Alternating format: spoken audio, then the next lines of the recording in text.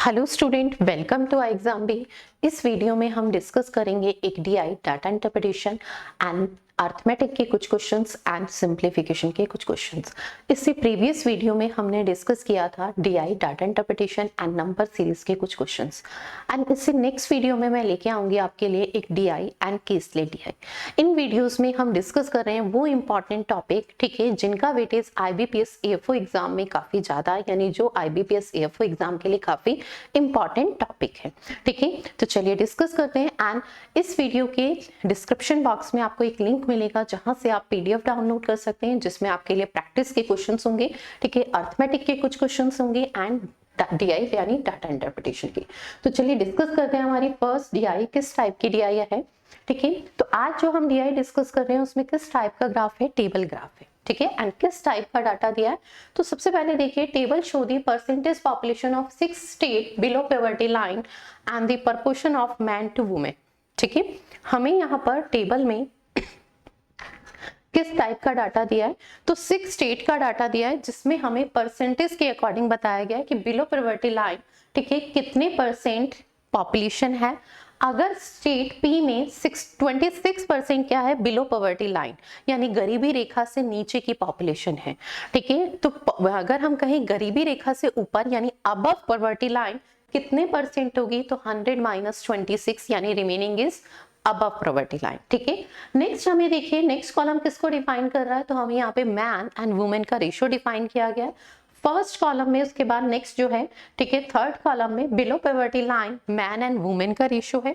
ठीक है, next column define कर रहा है above poverty line man and women का रेशियो। अब सबसे मेन चीज देखिए, हमसे जो डाटा पूछा जाएगा वो कहीं ना कहीं below poverty line and above poverty line, ठीक है, मैन या वुमेन के रिस्पेक्ट में क्वेश्चंस पूछे जाएंगे। अगर हम इस टेबल को डायरेक्ट फॉर्म में इनिशियली ही कन्वर्ट करते हैं तो हमें कितनी वैल्यूज को कैलकुलेट करना पड़ेगा, तो पॉइंट समझना, सबसे पहले हमें अबव के लिए डाटा फाइंड करना पड़ेगा। तो 6 कैलकुलेशन, सब्ट्रैक्शन है पर कैलकुलेशन है, तो 6 वैल्यूज यहाँ। देन नेक्स्ट अगर हम कहें तो हमें मैन एंड वुमेन फाइंड करने, तो 6 स्टेट का डाटा है, तो 12 यहाँ एंड 12 ही यहाँ। तो 12 एंड 12 इज 24, 24 प्लस 6, 30 वैल्यूज हम स्टार्टिंग में कैलकुलेट करें, देन क्वेश्चंस को सिंप्लीफाई करें, तो हमारे लिए बहुत ज्यादा टाइम हो जाएगा एक डीआई को सॉल्व करने के लिए। और एक डीआई के लिए हमारा जो बेस्ट टाइम रहता है वो 2 मिनट्स होना चाहिए, 2 या 3 मिनट्स। ठीक है, तो यानी हम डायरेक्टली इतनी वैल्यूज को फाइंड करें, देन क्वेश्चंस को फाइंड करें, क्वेश्चन में जो वैल्यू है वो फाइंड करें, तो हमारे लिए ये सही डिसीजन नहीं होगा, क्योंकि नंबर ऑफ वैल्यूज यहाँ पर डायरेक्ट फॉर्म में कन्वर्ट करने के लिए इनिशियली बहुत ज्यादा है। तो हम डायरेक्टली क्वेश्चंस में ही इन वैल्यू को सॉल्व करेंगे। तो देखते हैं हमारा फर्स्ट क्वेश्चन। तो first question, if the total population of S is 9000, ठीक है, स्टेट एस की टोटल पॉपुलेशन कितनी है बेटा, 9000, then what is the approximate number of women above poverty line in S. हमें एस, स्टेट एस में above poverty line में women बतानी। ठीक है, तो टोटल पॉपुलेशन हमें स्टेट एस की कितनी दी है, 9000। अब स्टेट एस में अगर हम बात करें तो बिलो पॉवर्टी लाइन कितना है, 16%, तो अबव पॉवर्टी लाइन कितना होगा, रिमेनिंग 100 - 16 यानी 84%। ठीक है, तो 9000 का हम डायरेक्टली क्या फाइंड कर लें, 84%। अब इसमें अबव पॉवर्टी लाइन में भी हमें क्या फाइंड करनी है, वुमेन। ठीक है, तो अबव पॉवर्टी लाइन में एस, स्टेट एस में वुमेन का रेशियो कितना है, 2 and total ratio is 5, man to women is 3:2 and total is 5। ठीक है, तो 2/5 फाइंड कर लेंगे, बस इसे सिंप्लीफाई कर लीजिए। ठीक है, 00 से 00 कैंसिल, 5 से इसे कैंसिल आउट करेंगे 18। ठीक है, 18 की 2 से मल्टीप्लाई 36, तो 84 इंटू में 36। ठीक है, इसे सिंप्लीफाई कर लेंगे तो हमारा आंसर आ जाएगा। ठीक है, इसका आंसर आप लोग कमेंट बॉक्स में देंगे, कैलकुलेशन आप ही करेंगे। ठीक है, 36 इंटू में 84, ऑप्शंस में से कौन सा होगा। अब ऑप्शन में भी देखिए, अगर हम यूनिट डिजिट की बात करते हैं, 6 4 जा 24, तो यूनिट डिजिट पे 4 आना चाहिए, और 4 यूनिट डिजिट पे काफी ऑप्शंस में। ठीक है, तो इसका आंसर क्या होगा, आप लोग कमेंट बॉक्स में। नेक्स्ट क्वेश्चन है, if the total population of P and U is 24,000, then what is the total number of women below poverty line in above mentioned state। हमें P और state P and state U की total population दी है। Point समझना, ठीक है, P and you की total population दी है कितनी, 24,000, और हमें क्या फाइंड करनी है, the total number of women below poverty line. तो ये चलिए ठीक है, ये तो हमें पता है कि स्टेट पी में अगर बिलो पॉवर्टी लाइन कहें तो टोटल का कितना है 26 एंड यू में भी 28, पर यहाँ पर हमारे पास स्टेट पी एंड यू के रेस्पेक्ट में कोई रिलेट करके डाटा नहीं दिया गया कि पी में कितना होगा, यानी पी की टोटल पॉपुलेशन कितनी होगी स्टेट पी की एंड स्टेट यू की, ऐसा कुछ भी नहीं है, क्वेश्चन में भी हमें गिवन नहीं है और हमारे गिवन क्वेश्चन में भी कुछ नहीं है और स्टार्टिंग इनिशियल कंडीशन में भी ऐसा कुछ नहीं दिया था। तो जब हमारे पास इस पी और यू में इंडिविजुअल की वैल्यू नहीं आएगी तो हम कैसे फाइंड कर लेंगे कि स्टेट पी में से बिलो पॉवर्टी लाइन कितना है, बिलो पॉवर्टी लाइन इज 26, तो उसके लिए हमें क्या चाहिए, स्टेट पी की टोटल पॉपुलेशन चाहिए, वो हमारे पास नहीं है, पी और यू का सम है, पर अगर इंडिविजुअल बात करें तो नहीं है।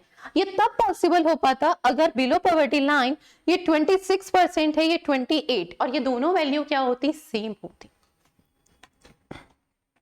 पर ऐसा नहीं है तो हम इसे डायरेक्टली नहीं कर सकते, यानी डाटा की हमारी अभी हमारे पास कंप्लीट डाटा नहीं है, तो यानी उस क्वेश्चन का आंसर क्या होगा, डाटा इनएडिक्वेट। ठीक है, डाटा क्या है, पर्याप्त नहीं। नेक्स्ट क्वेश्चन देखते हैं, if the population of man below the poverty line S is 36,000 and R is 4,800, then what is the ratio of total population of S to R?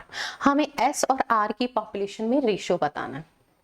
ठीक है, पॉइंट समझना, हम डायरेक्टली रेशियो ले सकते हैं, ठीक है, रिवर्स करना हमें सिर्फ आना चाहिए। मैं एक वैल्यू को रिलेट करूंगी, दूसरे को बताऊंगी कि कैसे हम इसे रिलेट कर सकते थे। सबसे पहले हम सिर्फ ले लेते हैं स्टेट एस का। ठीक है, स्टेट एस में अगर मैं टोटल पॉपुलेशन कितनी मानती हूँ, एक्स, स्टेट एस में मैंने कितनी टोटल पॉपुलेशन इज एक्स। ठीक है, तो मुझे यहाँ पर कैसे पॉपुलेशन दी है, below poverty line, state S में बिलो पॉवर्टी लाइन कितना है, टोटल का 16%, तो एक्स का क्या है 16%। फिर इसमें क्या है, मैन पॉपुलेशन है बिलो पॉवर्टी लाइन, तो हमें रेशियो दिया है मैन टू वुमेन का बिलो पॉवर्टी लाइन इज 4:3, जिसमें से मैन का ratio is 4 and total ratio is 7, और इसकी वैल्यू मुझे किसके इक्विवेलेंट दी है, 36,000 के इक्विवेलेंट। और अगर मुझे x की वैल्यू फाइंड करनी है तो पॉइंट समझना, x की वैल्यू क्या होगी, तो x की वैल्यू होगी 36,000, ठीक है, इनटू में 100 और डिवाइडेड बाय 60। पॉइंट समझना, मैंने एक कॉन्सेप्ट बहुत बार डिस्कस किया है, जो गिवन है ना उससे क्या करते हैं हम, डिवाइड करते हैं इसके इक्विवेलेंट, और जो फाइंड करना होता है उससे मल्टीप्लाई। इस बार हमें किसकी वैल्यू दी है, मैन बिलो पॉवर्टी लाइन। पहले तो हम टोटल बिलो पॉवर्टी लाइन कहें तो वो कितना है 16%, यानी हमें 16% की वैल्यू गिवन थी, गिवन से मैं क्या करा रही हूँ, डिवाइड, और फाइंड क्या करना है, टोटल, तो टोटल 100 से क्या कर रही हूँ, मल्टीप्लाई। अब नेक्स्ट पॉइंट समझना, ये 7 में क्या है, इधर मल्टीप्लाई में जाएगा और ये 4 क्या आ जाएगा, अपॉन में। अब हमें क्या गिवन है, मैन पॉपुलेशन, मैन पॉपुलेशन का रेशियो क्या है 4, तो उससे क्या करेंगे, डिवाइड। अब फाइंड क्या करना है, टोटल, टोटल कितनी है 7, तो उससे क्या करेंगे, मल्टीप्लाई।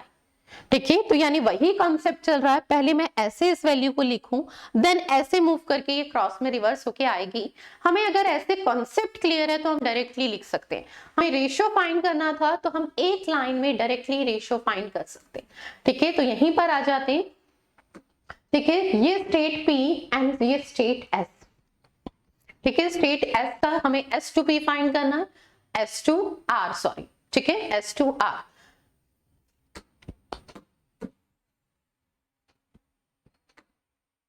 रेशियो फाइंड करना है टोटल पॉपुलेशन का S to R. State S की अभी हमारे पास कितनी आ गई है, 36,000 इंटू में 100 इंटू में 7 और अपॉन में आपके पास 4 और 60। अब मैं स्टेट आर की बात करूं तो स्टेट आर की क्या होगी, 48,000 तो हमें गिवन है। ठीक है, अब स्टेट आर में अगर मैं कहूं तो टोटल हमारे पास बिलो पॉवर्टी लाइन कितनी है, 12.5, यानी ये वैल्यू किसके इक्विवेलेंट दी है, 12.5 की। अब पॉइंट कितना करना होगा, 100। अब हमें ये मैन पॉपुलेशन दी है तो बिलो पॉवर्टी लाइन मैन कहूं कितने हैं, 3, तो 3 से क्या करेंगे, डिवाइड, एंड फाइंड करनी है टोटल, तो किससे, टोटल इज 5, 5 से क्या है, मल्टीप्लाई। रेशियो फाइंड करना है, सिंप्लीफाई कर लेते हैं। ठीक है, ये 36,000 था, करेक्ट कर लेंगे, 100 से 100 कैंसिल। ठीक है, 000 से 000 कैंसिल, 12 से ये 3 टाइम्स, 12 से ये 4 टाइम्स। ठीक है, अब क्रॉस मल्टीप्लाई कर दीजिए, इधर कैलकुलेशन आएगी 3 इंटू में 7 इंटू में, ये मल्टीप्लाई में ला रही हूँ, 3 इंटू में 12.5 एंड यहां पर रिवर्स में वैल्यू आ रही है आपके पास 4 इंटू में 16 इंटू में 4 इंटू में 5। ठीक है, अब इसमें से आपके पास जो भी वैल्यू मिनिमाइज हो रही हो, जैसे अगर हम 12.5 कहें तो ये मिनिमाइज हो जाएगा 2.5 से 5 टाइम्स। ठीक है, और ये मिनिमाइज हो जाएगा 2 टाइम्स। ठीक है, और कोई वैल्यू मिनिमाइज हो रही है तो और कोई वैल्यू हमारी मिनिमाइज नहीं हो रही है। ठीक है, तो इसे सिंप्लीफाई करेंगे, हमारा आंसर आ जाएगा। ऑप्शंस में से बताइए कि कौन सी वैल्यू, एक को भी क्रॉस चेक कर लेंगे ना तो क्लियर हो जाएगा। और वैसे ही देखिए 4 इंटू 16 64 एंड 4 इंटू 8 64 इंटू 8 अगर मैं करूंगी तो कितना आता है, या अगर हम बात करें तो इसे हम 8 का 8 इंटू 8 इंटू 8 की फॉर्म में ब्रेक कर सकते हैं। 2 इधर लाऊंगी तो 8 का क्यूब, और 8 का क्यूब इज 512 और 512 ऑप्शन नंबर 3 में है। तो इसकी मल्टीप्लाई भी अगर आप क्रॉस चेक करेंगे ना 15 15 3 जा 45 45 इंटू 7 इज 315। ठीक है, तो हमारी ऑप्शन नंबर क्या है 3, आंसर इज 315 रेशो 512। नेक्स्ट देखिए, if the population of man above the poverty line Q is 16,400, ठीक है, then what is the total population of that state। हमें यहाँ पर क्या दिया है, above poverty line, ठीक है, स्टेट Q की पॉपुलेशन दी है, तो जस्ट रिवर्स करके हम डायरेक्टली फाइंड कर सकते हैं। ठीक है, हमें above poverty line कितनी दी है 16,400। ठीक है, और कौन से स्टेट की है, Q की, तो स्टेट Q में अगर हम कहें तो बिलो poverty line इज 18%। ठीक है, तो above poverty line कितनी होगी 100 माइनस 18। ठीक है, तो कितना हो जाएगा 82%। तो ये वैल्यू किसके इक्विवेलेंट है 82% की। तो जो गिवन है ना उससे क्या कराते हैं डिवाइड, और जो फाइंड करना होता है उससे क्या करते हैं मल्टीप्लाई। हमें टोटल पॉपुलेशन फाइंड करनी है तो 100 से हम क्या करेंगे मल्टीप्लाई। ठीक है, मैं रिवर्स करके भी बता सकती थी कि पहले हम x एज्यूम करें, देन उसका इतने % फाइंड करें, अबव इतना, फिर रिवर्स होके वैल्यू सेम इधर ही प्रोसेस में आनी थी। ठीक है, नेक्स्ट अगर हम देखें तो हमें यहाँ पर किसकी वैल्यू दी है मैन। ठीक है, तो अबव पॉवर्टी लाइन अगर हम मैन टू वुमेन का रेशियो देखें स्टेट क्यू में 5:7 है, जिसमें मैन का कितना है 5, तो डिवाइड किससे करेंगे 5 से, एंड टोटल कितना है 12, तो मल्टीप्लाई किससे करेंगे 12। सिंप्लीफाई कर लीजिए, ये कितना 2 टाइम्स, तो ये 200 हो गया। ठीक है, 5 से इसे सिंप्लीफाई करेंगे तो ये कितना हो जाएगा 40 इंटू में 12 आपके पास करेंगे तो 48 हो जाएगा, 480 हो जाएगा एंड 48,000 हो जाएगा। तो ऑप्शन नंबर क्या है हमारे पास 4th। चलिए नेक्स्ट क्वेश्चन देखते हैं। नेक्स्ट क्वेश्चन है, if in this state T population of women above poverty line is 3600, what is the population of man below poverty line. इस क्वेश्चन में भी देखिए कि कैलकुलेशन और कॉन्सेप्ट हमारे लिए कितना इंपॉर्टेंट है। पहले हमें एक्चुअल फाइंड करनी है, देन रिलेट करके फाइंड करनी है। ठीक है, तो सबसे पहले हमें क्या दिया है, पॉपुलेशन दी है वुमेन की above poverty line state T की।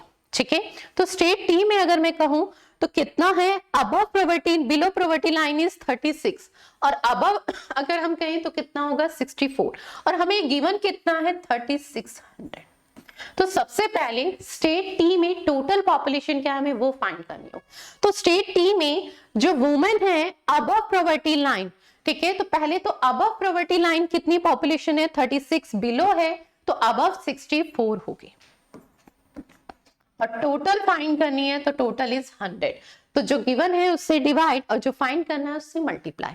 अब हमें इसमें वुमेन का रेशियो दिया है। ठीक है, तो वुमेन अगर हम टी में कहें, ठीक है, और ये क्या है अबव, तो अबव में वुमेन का ratio is 3 and total is 5, तो डिवाइड किससे करेंगे 3 से एंड मल्टीप्लाई किससे करेंगे 5 से। तो ये वैल्यू अभी हमारे पास आई है स्टेट टी की टोटल पॉपुलेशन। ठीक है, स्टेट टी की टोटल पॉपुलेशन, और अब हमें फाइंड करना है what is the population of man below poverty line in state T. State T की टोटल पॉपुलेशन हमारे पास आ गई। अब इसका below poverty line man find करने है, तो सबसे पहले बिलो पॉवर्टी लाइन पॉपुलेशन कितनी है, इसका 36%। फिर इसमें से हमें मैन फाइंड करने हैं। Below poverty line man to women का रेशियो इज 4:5, तो 4/9। अब इसे सिर्फ सिंप्लीफाई कर लेंगे तो हमारे पास आंसर आ जाएगा। ठीक है, इसे सिंप्लीफाई आप खुद करेंगे और आंसर इसका कमेंट बॉक्स में दें। ठीक है, कैलकुलेशन आपको खुद करनी है और बताइए कि इसका आंसर क्या आएगा। चलिए नेक्स्ट देखते हैं अर्थमेटिक के क्वेश्चंस। ठीक है, फर्स्ट क्वेश्चन है, a trader sold article at a profit of 20%। ठीक है, एक ट्रेडर है जो एक आर्टिकल को 20% के प्रॉफिट पे सेल करता है, तो प्रॉफिट इज 20%। 20% की फ्रैक्शन इज 1/5। 1/5 क्या डिफाइन करती है? 1/5 डिफाइन करती है 1 unit is profit and 5 unit is cost price. तो selling price is 6 unit. Clear है? Had he bought it the article 6%, 60% less price and sold it 90 rupees less। हमें क्या बताया गया है कि अगर आर्टिकल को क्या है 60% लेस में खरीदा जाता और 90 रुपीज पहले के कंपैरिजन में ज्यादा में सेल किया जाता। ठीक है, तो यहाँ पे हमें क्या बताया कि उसको कितना प्रॉफिट होता? 50% का। तो एक पॉइंट समझना है कि जो परचेज किया जा रहा है ना वो 60% लेस है, तो यानी हमें जो कॉस्ट प्राइस है ना वो यूनिट में ना एज्यूम करके 100 की टर्म्स में एज्यूम करना ज्यादा बेटर है। हम हमेशा क्या करते हैं? मोस्टली यूनिट के फॉर्म में करते हैं। तो यहाँ पे हमें क्या है, नेक्स्ट लाइन से क्लियर होगी चीजें, 60% लेस है। ठीक है, तो यानी हमें क्या है, यहाँ पे हम कॉस्ट प्राइस क्या एज्यूम करेंगे? तो इस क्वेश्चन में हम कॉस्ट प्राइस आर्टिकल का कितना मान लेंगे?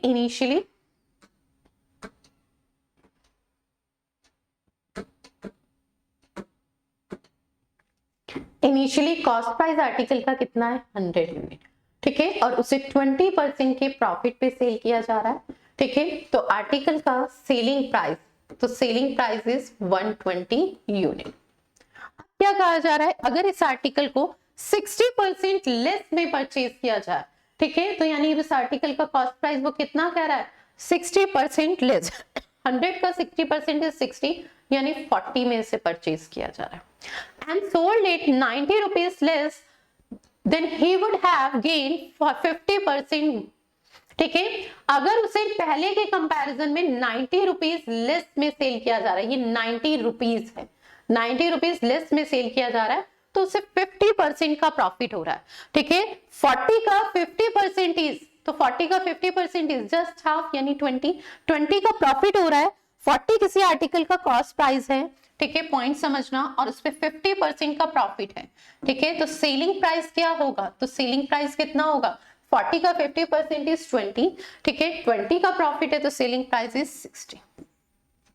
अब कंपैरिजन समझना, पहले सेलिंग प्राइस कितना था? 120, अब कितना है? 60। तो यानी पहले के कंपैरिजन में कितना कम हुआ है सेलिंग प्राइस? 60 यूनिट। और 60 यूनिट किसके इक्विवेलेंट है? 90 रुपीज के। पहले कॉस्ट प्राइस कितना था? 100, अब कितना हो गया? 40। तो हमें मेन चीज यहाँ पर सेलिंग प्राइस से कंसर्न है हमारा। ठीक है, 60 यूनिट किसके इक्विवेलेंट है? तो 60 यूनिट हमारे 90 रुपीज के इक्विवेलेंट। 60 यूनिट 90 के, तो 1 आपके पास 90/60 के। ठीक है, और अगर हम 100 यूनिट की बात करें तो 100 यूनिट की वैल्यू कितनी हो जाएगी? इनटू में 100। इसके सिंप्लीफाई फॉर्म इज 3/2। 2 से इसे सिंप्लीफाई करेंगे 50, तो कितना आ जाएगा? 150। ठीक है, जो हमारा ऑप्शन नंबर फर्स्ट है। क्लियर है? चलिए नेक्स्ट क्वेश्चन देखते हैं। नेक्स्ट क्वेश्चन है, tap A can fill 20 hours, B in 25 hours and C can empty in 30 hours। ठीक है, जो A है वो कितने टाइम में फिल करता है? 20 में। B जो है वो फिल करता है 25 में, एंड जो C है वो कितने में फिल करता है? 30 आवर्स में एम्प्टी करता है। ये फिल करने वाले पाइप है और ये ड्रेन करने वाला पाइप। ठीक है, टेक एलसीएम। तो एलसीएम कितना आएगा? पॉइंट समझना है। 25 तो है, यहाँ पे 4 भी है, 25 into 4 is 100, और यहाँ पर अगर हम कहें तो 3 भी है। ठीक है, तो कितना आ जाएगा? 300। टैप ए की एफिशिएंसी इज 15। ठीक है, 12 एंड माइनस का 10। क्लियर है? नेक्स्ट हमें क्या कहा गया है? Starting with A follow by B and C each tap alternately for 1 hour। ठीक है, all tank will filled completely in how many hours tank will be filled by completely।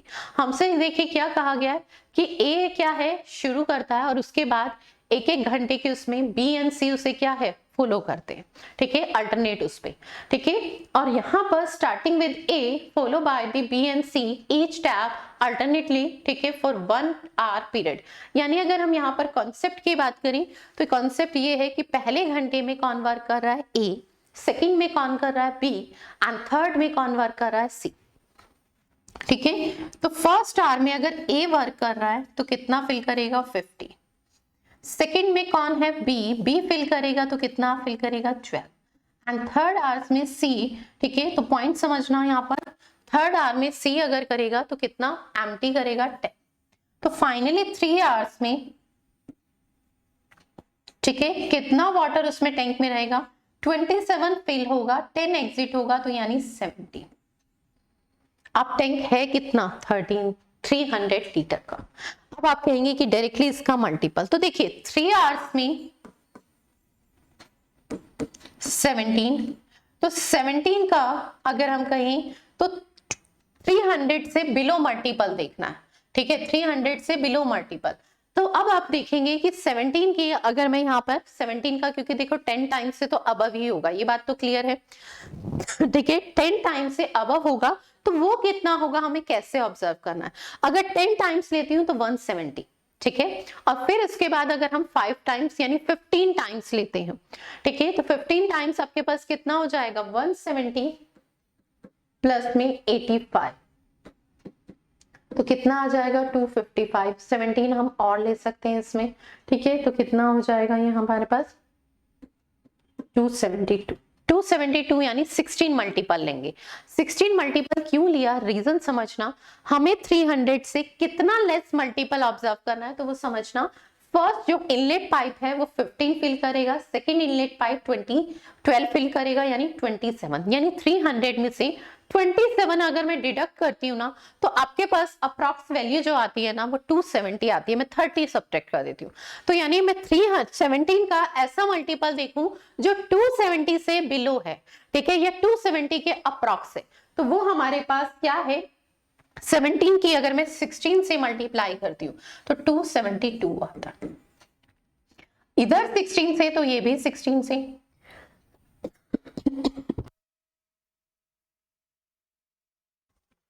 ठीक है, तो ये कितनी वैल्यू आ जाएगी, 48 आवर्स, ठीक है। अब नेक्स्ट डे क्या है, सेम ये वैल्यू आएगी, तो ये कितना फिल करेगी, 15।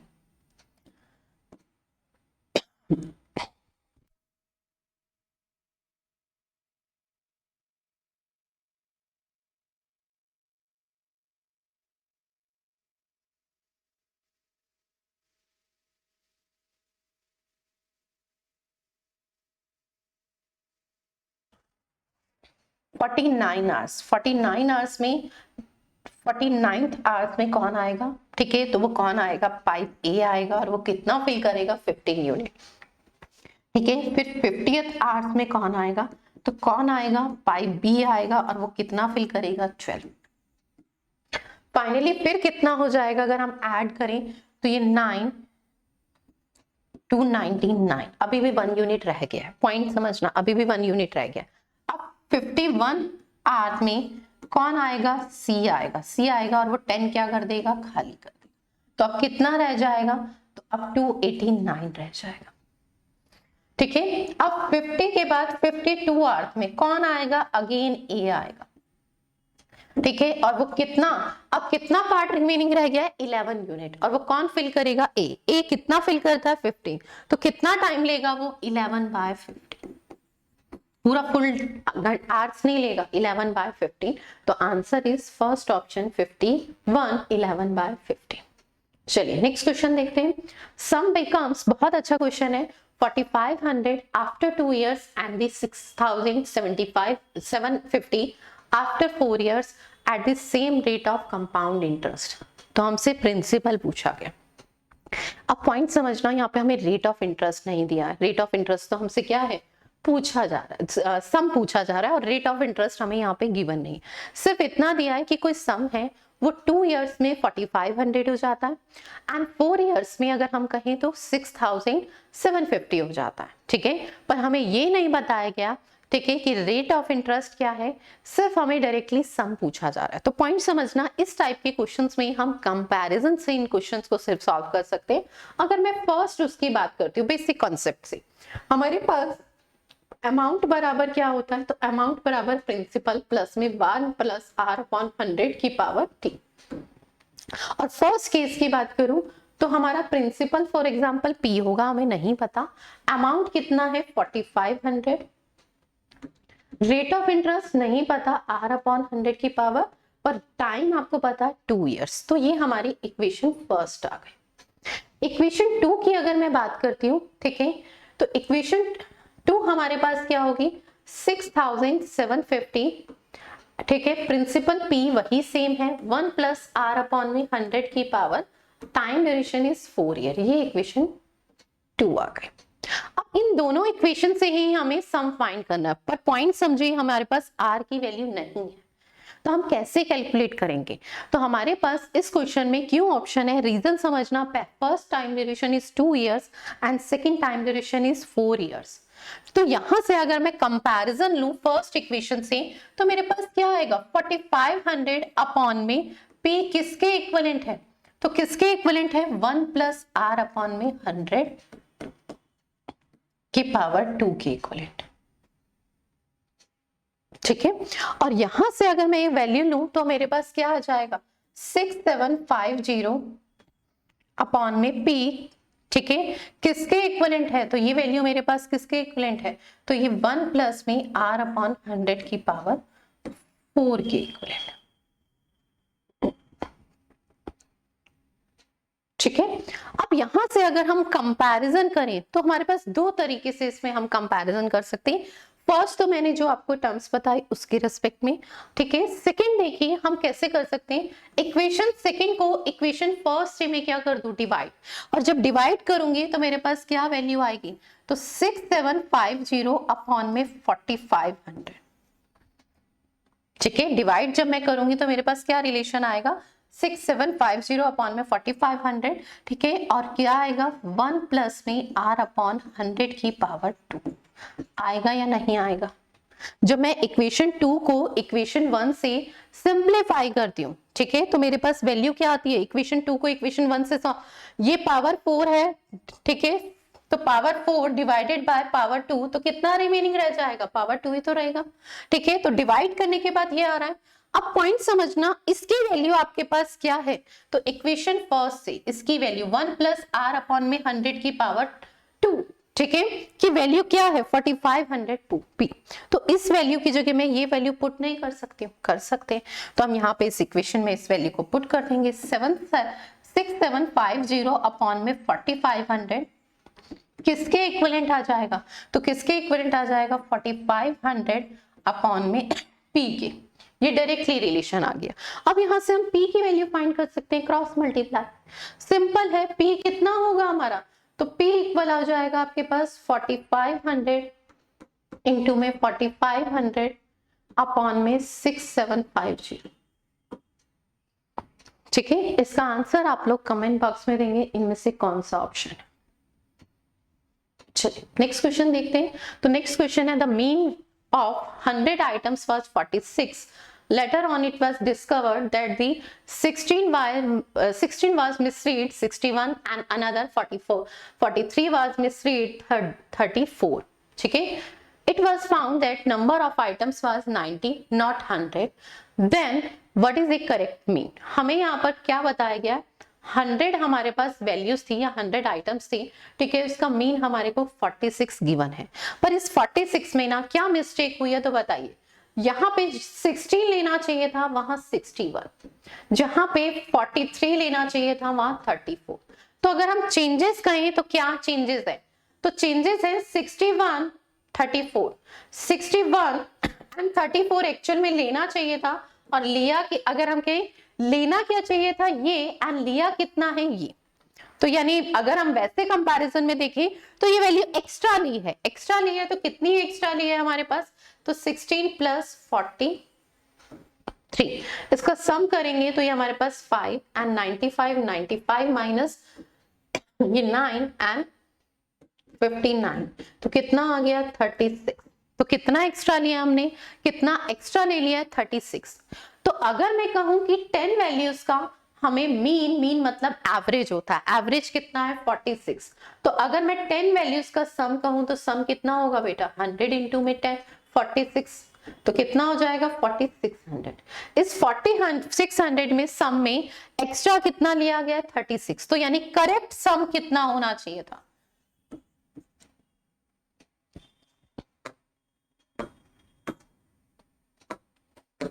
तो करेक्ट सम इज, तो करेक्ट सम आपके पास कितना होना चाहिए था 4600 माइनस 36। ठीक है, तो 4564 ये करेक्ट होना चाहिए था। अब हमें करेक्ट एवरेज बताना है, तो correct average is 4564। Number of quantity is 90 इस बार। ठीक है, हमें क्या बताया गया, ये भी पाया गया कि था कि आइटम्स 90 है 100 में, तो correct average is divided by this, तो आपके पास करेक्ट आ जाएगा। आंसर इसका कमेंट बॉक्स में दीजिएगा। नेक्स्ट क्वेश्चन है, student goes to school from his home at a speed of 15 kilometre and he late by 20 minute. Actual time, ठीक है, if they travel by 20 kilometre per hour, he is all early 10 minutes from the actual time, then the actual time to reach the school and the distance between the home and school। जब हमारे पास time difference की बात होती है तो distance बराबर time difference, ठीक है, इनटू में S1 इनटू में S2 अपॉन में S2 माइनस S1 होता है। ठीक है, टाइम डिफरेंस कितना दिया है, फर्स्ट केस में 20 मिनट लेट है, सेकेंड केस में 10 मिनट अर्ली। तो ये टाइम डिफरेंस एक लेट एक अर्ली तो ऐड होगा कितना 30 मिनट्स। मिनट्स में है पर स्पीड किलोमीटर पर आवर में है, तो इसे भी आवर्स में कन्वर्ट कर देंगे डिवाइडेड बाय 60। जाते वक्त फर्स्ट टाइम उसकी स्पीड कितनी है 15 एंड सेकेंड टाइम उसकी स्पीड कितनी है 20 एंड स्पीड का डिफरेंस इज 5। तो डिस्टेंस कितनी आ जाएगी, इसे सिंप्लीफाई कर लेंगे, तो डिस्टेंस इज 30 किलोमीटर। चलिए नेक्स्ट क्वेश्चन देखते हैं। नेक्स्ट है हमारा सिंप्लीफिकेशन। ठीक है, सिंप्लीफिकेशन के क्वेश्चन देखिए बहुत ही इजी होते हैं। ठीक है, हमें वो वैल्यूज लिखनी चाहिए जिस तरीके से हमें फाइंड करनी है। ठीक है, ऐसा नहीं है अगर मैं 40% ऑफ 350 कहूं, ठीक है, पॉइंट समझना, तो आप इसके लिए ट्रेडिशनल अप्रोच लिखने लगे। ठीक है, 40 अपॉन में 100 इंटू में 350 नहीं, आपको क्लियर होना चाहिए अगर मैं 350 का 10% फाइंड करूं तो 35 और 40% फाइंड करना है तो सीधा पता होना चाहिए 35 की 4 से मल्टीप्लाई, और 35 की 4 से 2 से तो 74 से 140, डायरेक्टली 140 लिखिए, लिखना कुछ नहीं है कि आप ऐसे लिखें 40 अपॉन में 100 इंटू में 350। इसे लिखने में मैंने कितना टाइम वेस्ट किया 2 सेकेंड। ये 2 सेकेंड में हमें सेव करने हैं, आपको ये क्लियर होना चाहिए। 350 का 10% कितना 35, 40% सीधा 140। ऐसे ही नेक्स्ट इसमें हमें क्या है 400 का क्या फाइंड करना है 45%। 400 का अगर मैं 1% कहूं तो कितना होगा 4, तो 45% कितना होगा 45 इंटू में 4, 45 इंटू 4 इज 180। यहां पे आ जाइए 56 की बात करें, हमें वैल्यू फाइंड करनी है। ठीक है, अगर मैं इसके 1% की बात करूं 750 की तो 7.5, तो 7.5 इंटू में 56, तो 75 इंटू 56 करना है और उसके बाद अपने आप ही देखिए लास्ट में डिजिट क्या है 6 एंड 5, तो 0 होगा ही होगा। ठीक है, इसे सिंप्लीफाई करके कमेंट बॉक्स में आप आंसर देंगे क्या आएगा। ठीक है, इसकी वैल्यू इसे सिंप्लीफाई करेंगे तो कितना बनेगा हमारे पास 420। ठीक है, सिंप्लीफाई कर लीजिए बस 420 माइनस 140। ठीक है, और ये भी इधर माइनस का आ जाएगा माइनस 180। ठीक है, तो इसे सिंप्लीफाई करेंगे तो हमारे पास कितना आ जाएगा 100 और अंडर रूट में ये आपके पास। ठीक है, तो ये वैल्यू हमारे पास कितनी आ जाएगी, तो ये हमारे पास कितनी है अंडर रूट में क्वेश्चन मार्क, और जब ये इधर आएगा तो पावर हो जाएगी, पावर होगी तो answer is this. Next question, next question में देखिए यहीं पर आप इसे मिनिमाइज कर सकते हैं। ठीक है, 16 की पावर 3 डिवाइडेड बाय 16, तो ये क्लियर हो जाएगा 16 की पावर 2। ठीक है, तो कैलकुलेशन क्या बनेगी 4096, ठीक है, इंटू में 16 की पावर 2, ठीक है, डिवाइडेड बाय 64। ठीक है, वो किसके 4 की पावर किसके इक्विवेलेंट है, ठीक है, तो ये हमारे पास 64 का ही क्या है, तो ये 64 का ही हमारे पास स्क्वायर है, तो इसे डिवाइड करूंगी तो कितना आएगा 64 ही। ठीक है, अब इसे ब्रेक कर दीजिए 4 की फॉर्म में। इसे आप क्या लिख सकते हैं, 16 को 4 का स्क्वायर, तो 4 की पावर 2 इंटू 2 इज 4 हो जाएगा। 64 4 की पावर 3, और जब मल्टीप्लाई में होते हैं तो पावर क्या हो जाती है, सम, यानी 7। तो आंसर इज 7। ठीक है, नेक्स्ट 3 क्वेश्चन का आंसर आप लोग कमेंट बॉक्स में देंगे, स्क्रीनशॉट ले लीजिए। ठीक है, इसका आंसर आप लोग खुद देंगे। ठीक है, सिंपल कैलकुलेशन है, कैसे करनी है। ठीक है, सिंप्लीफिकेशन के क्वेश्चन है। नेक्स्ट सीरीज में मैं लेके आऊंगी एक डीआई एंड केसले डीआई। ठीक है, और उसी के कुछ प्रैक्टिस के क्वेश्चन। ठीक है, और इस वीडियो के लिंक डिस्क्रिप्शन बॉक्स में आपको एक लिंक मिलेगा जिससे आप पीडीएफ डाउनलोड कर सकते हैं, जिसमें अर्थमेटिक, सिंप्लीफिकेशन एंड डीआई के क्वेश्चन प्रैक्टिस के लिए होंगे।